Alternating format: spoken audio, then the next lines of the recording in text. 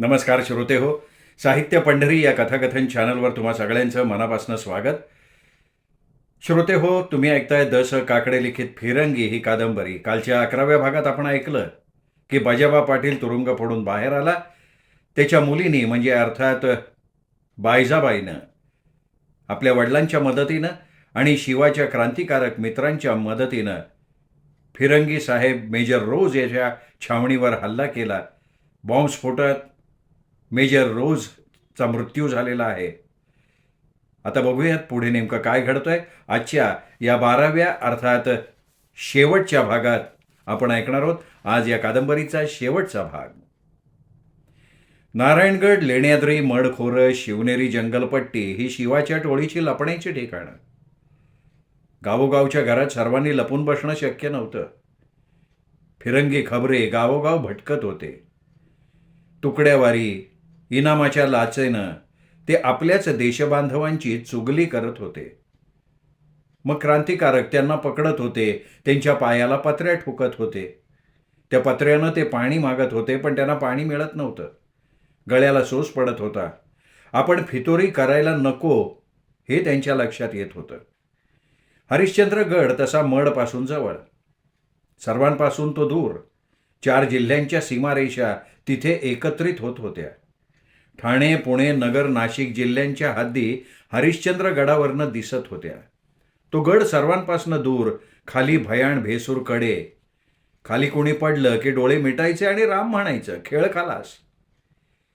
शिवाची खांद्याची जखम भरेपर्यंत त्याला हरिश्चंद्र गडावर गोरोबा पाटलांनी नेऊन ठेवलं. त्याच्या सेवेला बाईजाबा होती. बाईजाबा त्याच्या जखमा बांधणार होती, त्याला जेवण करून देणार होती. बाईजाबाच्या मदतीला औषधी झाडपाला लावणाऱ्या ठाकर बायका होत्या. 6-7 शस्त्रधारी हरिश्चंद्रगडाच्या पायथ्याजवळ राखणदार म्हणून ठेवलेले होते. बाईजाबा आता बंदुकीत तयार होती. नागिणी गत ती सळसळणारी होती. गोरोबा पाटील चिमा, घमा, सर्जा, भैरू यांच्या संगती घोड्यावरनं दौड करत होता. पण त्याच्या तब्येतीला ती दौड झेपणारी नव्हती. त्यात तो फरार कैदी, तुरुंग फोडून पळालेला. त्याच्या मागावर फिरंगी पोलीस येणारच होते. आपल्याच बापानं आपल्या आणि शिवाच्या टोळीच्या तळाचा पत्ता दिलाय याची खात्री पटताच भैरूचं माथच सणकलेलं होतं. बापाला त्याचा जाब विचारायला हवा होता. गोरोबा पाटलाला बावल्या माहिती होता. बावल्यानं त्याच्या दरोडेखोरीचा काळ चांगला गाजवलेला होता. कोणत्याही गावाच्या पाटीलवाड्यात बावल्याच्या दरोड्याचा दगड आधी पडायचा. दगड शेंद्राचा असायचा. त्याला चिठ्ठी चिकटवलेली असायची की आज दरोड्याला येणार आहे, असा तो इशाराच द्यायचा. बावल्या मग डब पिपाण्या वाजवत आणि हातात मशाले घेऊन नाचत नाचत वाडा लुटायला यायचा. पाटील वाड्याच्या संपत्तीनं पोट भरलं नाही तर मग तो गावातल्या इतर वाड्यांकडे वळायचा. त्या वाड्यांची धुळधाण करूनच तो निघून जायचा. बावल्या रामोशी भैरूच्या हाती टोळी सोपवली तरी गप्प बसलेला नाहीये. काय म्हणावं काय याला. याला उपरती व्हायचं वय आहे, पण हा आहे आडदाण स्वभावाचा. याला कसली होणार आहे उपरती. याच्या गावऱ्या स्मशानात गेल्या तरी हा काय सुधारणार नाही. पाटील बाबा, मी माझ्या म्हाताऱ्याला गोळीने उडवतो, भैरू रामोशी गोरोबा पाटलाला म्हणाला. क्रांतिकारकांच्या टोळीत भैरूच्या बापानं दगा दिल्याची भाषा चालली होती, त्यामुळे भैरू वैतागला होता. त्याने लष्करी तळावर हल्ला करताना पराक्रम गाजवला होता, पण ही बापानं केलेली दगलबाजी त्याच्यामुळं फुकापदरी कितीतरी तरुण क्रांतिकारक मारले गेले. त्यात शिवाला पत्करावी लागलेली नामुष्की. क्रांतिकारक टोळीला नेहमी यश हवं असतं. त्या यशानं त्यांना आपलं स्वातंत्र्य जवळ आलंय असं वाटतं. त्यांच्या मनात नैराश्य येत नाही. नैराश्यानं माणसाची उमेद खच्ची करतं, जगणं असह्य करून सोडतं. भैरू, तू काही येडेपणा करू नको.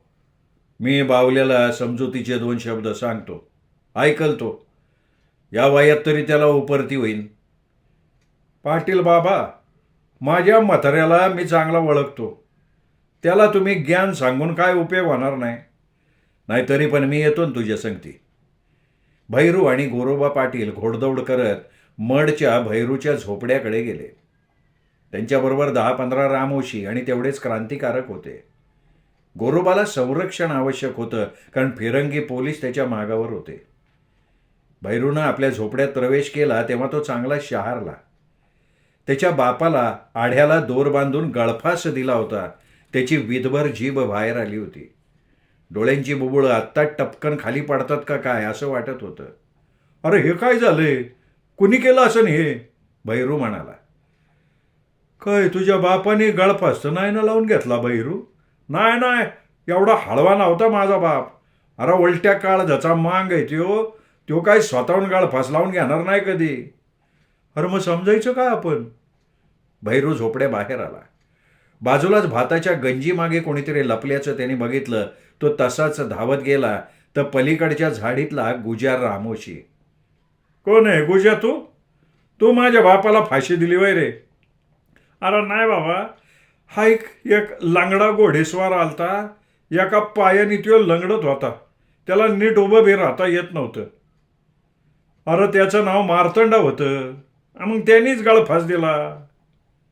हा, बावल्याच्या तोंडातून 2-3दा त्याचं नाव ऐकलं मी, मार्तंडा मार्तंडा, आणि दोघांचं बी भांडण चाललेलं होतं. आता त्या दोघांचं भांडण कशाबद्दल? अरे शिवाला पकडून दिलं ना तर त्याच्या इनामाबद्दल. म्हणजे? अरे दोघांनी मिळून फिरंग्यांना मडच्या जंगलपट्टीच्या तळाची फितुरी केली. पकडून देण्याचं मार्तंडाचं इनाम त्या बावल्याजवळ फिरंग्यांनी दिलं असं मार्तंडाला भजन्यांनी सांगितलं, गुज्या रामोशी म्हटला. एकूण सगळाच प्रकार भैरूच्या आणि गोरोबा पाटलांच्या लक्षात आला. सुभेदार भजन्यानं बावल्या आणि मार्तंडला बरोबर गाठलेला होता. मार्तंडा शिवाची आणि बावल्या भैरूची रोज तळाला माहिती देणार होता. शिवाला पकडून दिलं तर त्याचं पकडून द्यायचं इनाम या दोघांना मिळणार होतं. शिवाला पकडून दिल्यानंतर आणि शिवाच्या क्रांतिकारकांनी यशस्वी माघार घेतल्यानंतर मार्तंडा सुभेदार भजन्याला भेटला होता. त्यांनी इनाम मागितलं होतं. सुभेदार भजन्या फिरंगी अंमलदार, लबाड आणि धूर्त. त्यांनी 5,000 रुपये इनाम बावल्या रामोशाच्या झोपड्यात नेऊन दिल्याचं सांगितलं. मेजर रोजने त्याच्या शब्दाला दुजोरा दिला. शिवाच्या टोळीतनं हकालपट्टी झाल्यानं मार्तंडा बेकार होता. लपून छपून कसा तरी दिवस काढत होता. त्याला स्वतःचे नातलं, गावकरी कोणीही जवळ करत नव्हतं. पोलीस अंमलदार पीटरच्या पोलीस ठाण्यावर आणि घरी जायचं धाडस त्याच्यात नव्हतं. हॅरी शिवाच्या घोड्यावर बसून गेल्यापासनं त्याचा तिच्यावरचाही विश्वास उडाला होता. हरी शिवाच्या प्रेमात आहे हे त्याच्या मनानं पक्क मानलेलं होतं. त्यामुळे आता तो शिवाचा दुस्वास करत होता. शिवावर सूड उगवण्यासाठी तो टपलेला होता. सुभेदार भजन्याच्या धूर्त आणि लबाड बोलण्यावर विश्वास ठेवून मार्तंडा बावल्याच्या झोपडीकडे आला आणि त्याने बावल्याकडे इनामाच्या पैशाची मागणी केली. बावल्या तसा जुना बाभळीच्या खोडासारखा बळकट, टणक. तो मार्तंडाला जवळच येऊ द्यायला तयार नव्हता. तो पण मार्तंडाप्रमाणे मेजर रोजला शिवाला जेरबंद केल्यावर मडच्या जंगलपत्तीत भेटला होता. सुभेदार भजन्याला भेटला होता. इनामाचे पैसे मार्तंडाकडे दिले असं त्या दोघांनी बावल्याला सांगितलं होतं. बावल्या रोज मार्तंडा झोपड्यात इनाम घेऊन येईल, वाटणीचे पैसे देईल अशी वाट बघत होता. पण भैरू रामोशाने स्वतःच्या कपाळाला हात लावून घेतला. कंपनी सरकारनं प्रतिसरकार चालवणाऱ्या क्रांतिकारक शिवाला लावलेलं 5,000चं इनाम हे सुभेदार किंवा मेजर हाती कसं सोपवेल हे आपल्या मार्तंडाला आणि बापाला कळलं कसं नाही याचं त्याला नवल वाटलं. मार्तंडा उपेक्षितपणाचं जीर्ण जगत होता तर बावल्याच्या हातातनं रामोशांची नाईकगिरी गेल्यानं तो कुजत पडला होता. त्यामुळे त्या दोघांचा त्या सुभेदार भजन्या आणि मेजर रोजच्या धूर्त लबाड बोलण्यावर विश्वास बसला. त्यामुळेच मार्तंडानं दारूच्या नशेतल्या बावल्याला इनामाबाबत छेडलं. बाबल्यानी त्याला छेडलं. परिणाम बाबल्याला गळफास. मेजर रोज घोडेगावच्या लष्करी तळावर हातबॉम्बनं उडवला गेला होता. फिरंगी सैनिक कितीतरी मारले गेले होते. मेजर रोज जिता असता तर कंपनी सरकारनं त्याच्यावर दारुण पराभवाचं आरोपपत्र ठेवून त्याला लष्करातून सरळ उडवलं असतं. मेजर टेनिसन 2च दिवसात नागपूरहून तिथे बदलून आला आणि सगळं चित्रच बदललं. शिवाचा बंदोबस्त करण्याचा विडाच उचलून तो घोडेगावला आलेला होता.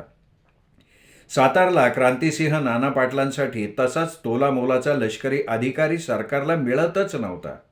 तिथे जायलाच अंमलदार घाबरत होते. प्रतिसरकार बरखास्त करून त्यांच्या प्रमुख क्रांतिकारकांना गजाआड टाकणारा लष्करी अंमलदार कंपनी सरकारला घोडेगावला हवा होता. मेजर रोजला बॉम्बनं उडवल्यानंतर तिथे येणार कोण? प्रतिसरकार असणाऱ्या जिल्ह्यात कुठला लष्करी अंमलदार पाय ठेवणार? पोलीस अंमलदाराची तीच कथा. प्रतिसरकार असणाऱ्या स्थानिक ठिकाणी लोक सगळे क्रांतिकारकांना सामील होते. ते क्रांतिकारकांचा पत्ता लागू देत नव्हते. त्यांना पाहिजे त्या मार्गानं सगळे लोक मदतही करत होते. क्रांतिसिंह नाना पाटलांना सामान्य शेतकरी बायकांनी घरात कशा प्रकारे लपवलं याच्या अनेक आख्यायिका प्रसृत व्हायला लागल्या. त्यामुळे त्यांना पकडणं कठीण व्हायला लागलं. गावागावात तालुक्यात भूमिगत झालेले क्रांतिकारक फिरंग्यांना सळोका पळो करून सोडत होते. सर्वसामान्यांची मदत त्यांना होती आणि फिरंगी सत्तेला असहकार्य. शिवाचं प्रतिसरकार आता चांगलंच पसरलं होतं. गोरोबा पाटलासारखा अनुभवी चतुर माणूस त्याच्या संघटनेला मिळाला होता. शिवाचं प्रतिसरकार कुठेही अतिपणा करत नव्हतं. सगळं कसं सूत्रबद्ध. प्रतिसरकारचा पूर्वीचा न्यायाधीश शिवा होता, पण आता गोरोबा पाटील न्यायाधीश झालेले होते. दोन्ही पक्षांची बाजू ऐकून ते न्याय देत होते. फिरंगी मेजर टेनिसन घोडेगावच्या लष्करी तळावर आला. त्यांनी घोडेगाववरनं जुन्नरला शिवनेरीच्या पायथ्याशी लष्करी तळ हलवला. ज्या शिवनेरी गडावर स्वराज्य संस्थापक छत्रपती शिवाजी महाराजांचा जन्म झाला, त्याच शिवनेरी गडाच्या पायथ्याशी शिवाजी महाराजांच्या जन्मस्थळाला लागून फिरंग्यांनी पुन्हा स्वराज्य मिळवू पाहणाऱ्यांचा गळा घोटायचा प्रयत्न चालू केला. शिवा पूर्ण बरा झाल्यानं त्याच्यात तेज संचारलं होतं. जवळजवळ 3 महिने त्याला प्रत्यक्ष लढता आलं नव्हतं. आपल्या टोळीबरोबर तो असायचा, पण त्याचा घोडा पिछाडीवर असायचा. तिथून तो सल्ला द्यायचा आणि आपल्या टोळीला यशस्वी करायचा. शिवा, त्या मार्तंडाचा मुडला पाडल्याशिवाय ना मला काही चैन भेटायचं नाही. अरे तुझा मित्र आहे तो. त्याने तुला अवसरीच्या भैरवनाथाच्या मंदिरातून पळवलं. तुझा जीव वाचवला होता त्याने. शिवा, माझा त्याने जीव वाचवला असं कसं म्हणता येईल? म्हणजे काय? अरे तुला थोडाच माझा जीव घ्यायचा होता का? तुला जीव घ्यायचा असता तर अवसरी घाटात तू माझा मुडदा नसता वे पाडला. काय म्हणायचंय भैरू तुला? हे बघ, तुला हवी ती माणसं तू नेहमी जोडत आलाय. नको ती माणसं तू संघटनेतनं लाद घालून हाकलून देतो. संघटनेत तू मला घेतलं आणि मार्तंडाला घालिवलं. मार्तंडा का वाचला हे माहिती आहे ना? त्याला कारण ती फिरंगी. मेजर टेनिसन जुन्नरला शिवनेरी गडाच्या पायथ्याशी तळ देऊन पाडल्यावर शिवाच्या प्रतिसरकारवाल्या क्रांतिकारकांनी भीमाशंकरची जंगलपट्टी जवळ केली. घोडेगावकर लष्करी तळामुळे भीमाशंकरच्या जंगलपट्टीत जाणं मुश्किल झालं होतं. आता तो मार्ग खुला झाला होता. गोरोबा पाटलानं आपल्या क्रांतिकारकातल्या काही जणांना पाठवून शिरोलीतला आपला वाडा पुन्हा उभा केला. जळकी लाकडं, जळकी दारं, खिडक्या सगळं बदलून टाकलं. त्याला नवीन लाकडाचा साज दिला. वाड्याला नवीन रंगरंगोटी केली. पूर्वीच्या वैभवानं तो वाडा उभा राहिला. वाड्याच्या भुयारातून आत जाता येत होतं, बाहेरही येता येत होतं. त्या वाड्यावर सुभेदार भजन्या लक्ष ठेवून होता. त्याच्या बापाचा मुडदा पाडणारा गोरोबा पाटील त्याला हवा होता. सूड म्हणून त्यांनी पाटलीणबाईंच्या वाड्याला आग लावून पाटलीणबाईचा मुडदा पाडला होता.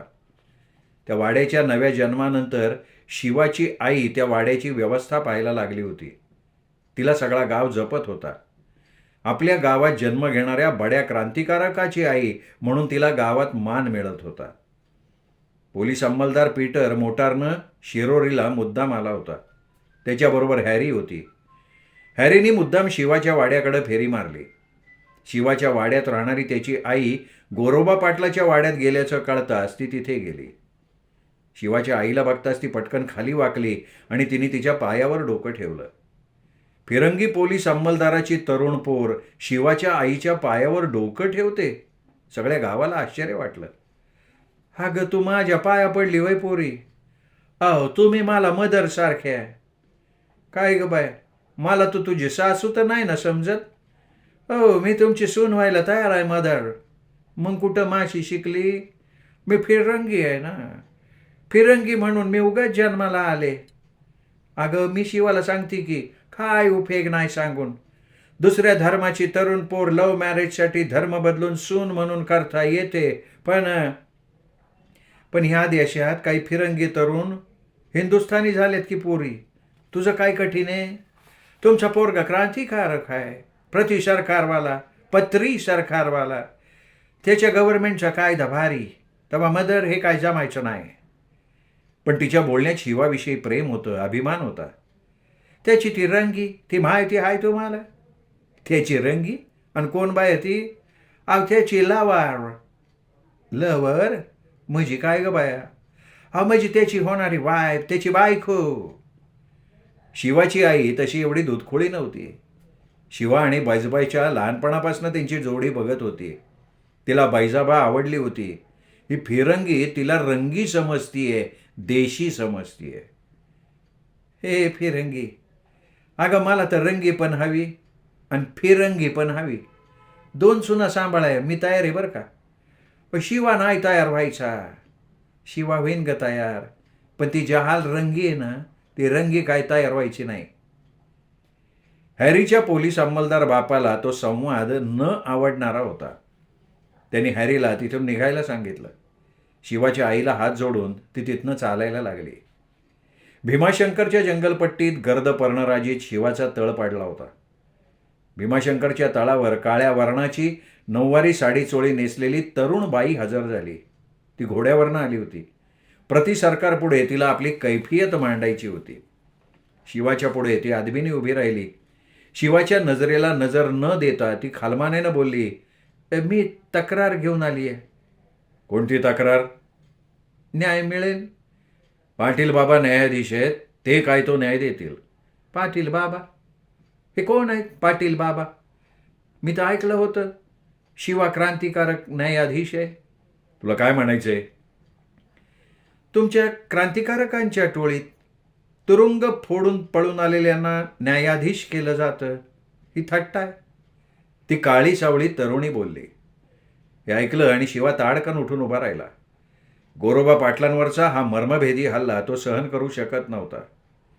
हे बघ, पाटील बाबांनी तुरुंगाबाहेर पलायन केलंय मान्य आहे, पण तुरुंगात त्यांना ज्या गुन्ह्यासाठी टाकलं तो गुन्हा मानता येणार नाही. गरीब तान्या गाईला ज्या नरसूनं ठार केलं त्याचा त्यांनी मुडदा पाडला. पण तू खेडच्या घाटात फिरंगी पोरीला पळवणाऱ्या मार्तंडाला काय केलं? कोणती शिक्षा दिली? त्याला मी ठारच मारणार होतो, त्याच्या छातीवर गोळी झाडणार होतो. मग का मागे हटला? त्या फिरंगीने मला मागणं मिठी मारली ना, माझा नेम चुकवलं तिने. मग त्यात तो मार्तंडा वाचला. त्या मार्तंडाला वाचवण्याचा प्रयत्न करणाऱ्या फिरंगी, तिला काय बघणार? तिला काय म्हणणार मी? नाही नाही, पण त्याला वाचवलं ना त्या फिरंगीने. मग तू तिला काय शिक्षा करणार? नाही, तिला नाही शिक्षा. का? तिने मार्तंडाला मारू दिलं नाही याचा अर्थ तिला मार्तंडाला शिक्षा द्यायची नव्हती. याचा अर्थ तो निर्दोष होता. तो निर्दोष होता ना, मग तू त्याच्या पायाची पोटरी का फोडली? निर्दोष माणसाला शिक्षा करणाऱ्या न्यायाधीशाला कुठली शिक्षा पाहिजे करायला? शिवा अवाक झाला. कोण आहे ही तरुणी? हिचा वर्ण तर काळा सावळा आहे, पण हिचं बोलणं चांगलं सुशिक्षित आहे, मुद्देसूद आहे. हिच्या एकंदरीत पेहरावावरनं ही कुठली तरी जमीनदाराची नाही तर पाटलाची नीट वाटते. तू कोण आहेस ग? मी कोण आहे सांगायची गरज नाही. माझा देश, माझा आवाज हे सगळं सांगतोय. घमा चिमा सारज्या तिच्याकडे बघत राहिले. गोरोबा पाटलाला त्या तरुणीचं बोलणं एकदम तर्कशुद्ध वाटलं. गोरोबा पाटील म्हणाला, शिवा, मला वाटतं आपल्या प्रति सरकारमध्ये अशी तरुण न्यायाधीश स्त्री असेल ना, तर ती चांगलं न्यायदान करेल. कारण या तरुणीत आरोपीला आणि फिर्यादीला समजून घ्यायची क्षमता चांगलीच आहे. एकदम युक्तिवाद करणारा वकील पुढं उत्तम न्यायाधीश होतो. तो सुन्यायदानाचा सुवर्ण मध्य साधतो. न्यायाधीश महाराजा, तुम्ही हे कार्य उत्तम कराल कारण तुमच्या परिपक्व वयाचा अनुभव या क्रांतिकारकांना आवश्यक आहे. माझा मुद्दा फक्त मार्तंडपुरता होता. हा, त्या मार्तंडाला ठार मारला पाहिजे. न्यायाधीश महाराज, आणखी नाही. हा, तू बोल बोल. भैरू मार्तंडचा मित्र. मार्तंडला मरणाची शिक्षा देण्याचा प्रयत्न झाला आणि भैरू याला तर सन्मानानं या क्रांतिकारकात घेतलंय. का? मला वाटतं मार्तंडा एवढा गंभीर गुन्हा भैरूकडून नाही घडला. शिवाय त्याची रामोशाची टोळी क्रांतिकारकांच्या उपयोगाची होती. नंतरचा आमचा अनुभव असा आहे का प्रत्येक लढाई शिवाच्या बरोबरीनं लढलाय भैरू. शिवाला दगा नाही दिला त्याने.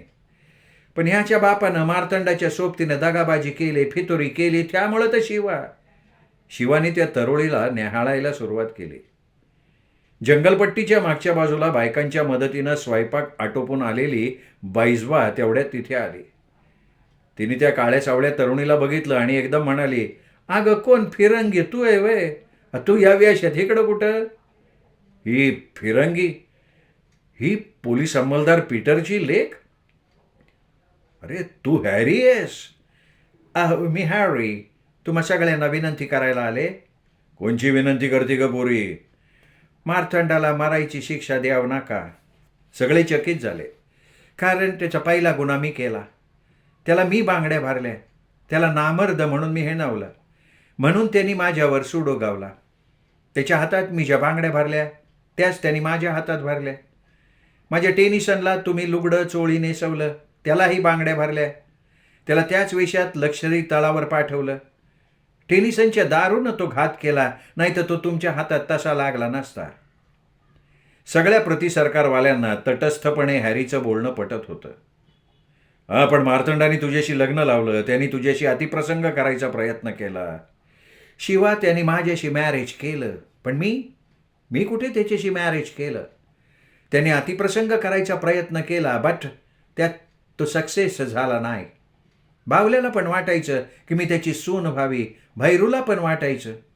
पण आता गेलं, झालं, सगळं विसरायचं. अरे तू गेल्या आठवड्यात माझ्या आईला भेटायला गेली होतीस, तिने सांगितलं सगळं. तिला फिरंगी सूनबाई म्हणून हवीच आहे. आणि मी रंगी बरी तिला सोनबाई मिळवून देईन तुझ्यासारखी फिरंगी. अगं तू गोऱ्याचा रंग लपवला, काळी रंगी होऊन आली ना तरी बी हजामजा नाही. बैजबा हॅरीचे दोन्ही दंड पकडून हलवत म्हणाली. शिवाला हॅरीचं प्रेम पदोपदी जाणवत होतं, पण त्याच्या क्रांतिकार्यात ते आडवं येणार होतं. तो जहाल क्रांतिकार्यात पडला होता. सशस्त्र संघटना चालवणारा होता. ज्या फिरंगी सत्तेविरुद्ध त्यांनी जंग पुकारलं होतं, त्याच सत्ताधाऱ्यातली एकाची मुलगी तो पत्नी म्हणून स्वीकारू शकत नव्हता. त्यांनी जर तसं केलं असतं तर त्याला ढोंगी असं म्हटलं गेलं असतं. शिवाच्या ध्येय धोरणाला ते संपूर्णपणे मारक होतं. हॅरी पुढे झाली. तिने गोरोबा पाटलांच्या पायाला स्पर्श केला. भरल्या आवाजात म्हणाली, तुम्ही मला तुमची दुसरी बायजू समजा. फिरंगी पोरी, अगं तू माझी दुसरी लेखच. बर शिवा, सगळ्या क्रांतिकारकांनो, all you freedom fighters, I want to go. आणि हॅरी तिथनं गेली. घोडदौड करत गेली. वीज चमकावी, सगळ्यांना दिपवून टाकत ती निघून गेली. त्या रात्री सगळे प्रतिसरकारवाले क्रांतिकारक आरामात भीमाशंकरच्या जंगलपट्टीत पडले होते. मेजर टेनिसनला 2 दिवस बेसावत ठेवून नंतर एकटा गाठून त्याच्यावर हल्ला करायचा त्यांचा विचार. संपूर्ण लष्करी तळावर हल्ला करणं मूर्खपणाचं असतं, हा अनुभव त्यांना मेजर रोजच्या वेळी आला होता. छत्रपती शिवरायांनी बलाढ्य मोगली सत्तेशी आमने सामने कधी सामना केला नाही, त्याचं इंगित शिवाला कळलेलं होतं. बलाढ्य सत्तेला गनिमी काव्यानं जेरीला आणता येतं, त्यांना पळवूनही लावता येतं. शिवाय राहून राहून फिरंगी हॅरी चटका लावत होती. तिची सारखी आठवण येत होती. ती आपल्या वाड्यात गेली. तिने आईचं दर्शन घेतलं. का केलं तिने? तिने आपलं घर का पाहावं? आपली आई तिने का पाहावी? आपल्यालाही ती तळावर भेटायला का यावी? काय असेल तिचा उद्देश? शिवा 2 दिवसांनी शिवनेरी गडावरनं भवानीचं दर्शन घेऊन आपल्या साथीदारांबरोबर खाली आला. वडदच्या खंडोबाकडे त्यांनी घोडदौड चालू केली. वडदच्या खंडोबाजवळ आला तेव्हा त्यानं पोलीस अंमलदार पीटर तिथे एकटा उभा असलेला बघितला. आपल्याला काही धोका तर नाही, पण पोलीस अंमलदार पीटरनं त्याचं पिस्तूल आणि डोक्याची हॅट खाली काढून ठेवली आणि तो हात वर करून उभा राहिला. त्याचा घोडा बाजूला झाडाला बांधलेला होता. हा पोलीस अंमलदार आपल्याला धोका देणार नाही याची खात्री पटण्यासाठी त्यांनी सर्जाला पुढे पाठवलं. सर्जाने मंदिर बघितलं, मंडप बघितला. सर्जानी खात्री पटवून देता शिवा आपल्या साथीदारांना घेऊन आला. पोलीस अंमलदार पीटरने हात फैलावले, शिवाला मिठीत घेतला आणि म्हणाला, "oh you Shiva my young boy." साहेब बोला ना. हॅरीचा पोलीस अंमलदार बाप शिवाला त्याच्या साथीदारांसमोर सांगायला लागला, साहेब, मला माझ्या देशाचं स्वातंत्र्य महत्त्वाचं आहे. देशाच्या स्वातंत्र्यासाठी मी माझ्या सर्वस्वाचा त्याग करायला तयार आहे. तिथे माझ्यावर प्रेम करणाऱ्या तुमच्या हॅरीचं काय करू मी? You are right. I am proud of you man. Harry also proud of you. Young boy म्हणून तर तू हॅरीला आवडला. पण तुम्ही ती फिरंगी म्हणून तिला वेगळं समजायचं ना, ते काय तिला आवडलेलं नाही. कारण ती स्वतःला हिंदुस्थानी समजायची. या शी टोल्ड मी. हो, मलाही तिने तेच सांगितलं. पण माझे लोक तिचं हे बोलणं खरं मानणार कसं? हॅरी, मला समजली होती. आम्ही दोघंही एकमेकांना समजलो होतो, पण माझ्या देशबांधवांनी आम्हा दोघांना समजून घेतलं नसतं. Okay, many go. I want to go. Harry पण भीमाशंकरच्या जंगलपट्टीतून तळावर निरोप घेताना असंच म्हणाली होती, आय वॉन्ट टू गो. असं का म्हणाली ती? ती गेली कुठे? साहेब, हॅरी आत्ता घरी आहे. ती बॉय तुझा निरोप घेतला ना तिने. तुझा निरोप घेऊन ती आली, घरी आली, बॉम्बेला गेली. बोटीनं ती इंग्लंडला जाणार. मेजर टेनिसनला तिच्याशी मॅरेज करायचं होतं. तो रोज रात्री घरी यायचा. ही ट्रबल्ड हर. मेजर रोज तुम्ही बॉम्बस्फोटात उडवला आणि हा पुन्हा इथे आला आणि हॅरीच्या मागे लागला. पण हॅरी तर शिवासाठी mad. She was mad for you man. टेनिसनशी मॅरेज करून ती तुला विसरू शकत नव्हती. मग मीच तिला सांगितलं, शिवाला त्याचा इंडिया एवढा प्यारा आहे, मग तुला तुझा इंग्लंड का प्यारा आहेच नाही. तुझ्या देशात शिवासारखं तू तुझ्याही देशावर प्रेम कर. शिवा, मी सुद्धा नोकरीचा राजीनामा दिला आहे. तो सँक्शन झाला की मी माझ्या इंग्लंडला जाणार. माझ्या हॅरीला तू पती म्हणून मिळाला नसलास तरी बाप म्हणून मी पाहिजे ना तिला. त्या पोलीस अंमलदाराचे निळसर डोळे भरून आले. त्याने आपल्या कोटाच्या खिशातनं रुमाल काढला, डोळे टिपले. क्षणभर शिवाचेही डोळे अश्रूंनी भरले. मग त्याच्या डोळ्यापुढे हॅरी उभी राहिली, त्याची लाडकी फिरंगी. शिवाचे साथीदार सगळं विसरले होते. शिवा, पीटर साहेबानं शिवाला थोपटलं. साहेब, हॅरीला सांगा शिवा तुझाच आहे असं सांगू तिला. शिवानी त्याच्यावर त्याच्या साथीदारांकडे बघितलं आणि तो गंभीरपणे म्हणाला, साहेब, हॅरीला सांगा, देहानं जरी मी या देशाचा असलो तरी मनाने मी आता तिचा आहे. Shiva, you do your duty. Duty is duty. You should fight for your nation. Okay. शिवानं प्रेमभरानं पीटर साहेबांचे हात हातात घेतले. साहेबांनी शिवाच्या हाताचे पटापटा मुके घेतले.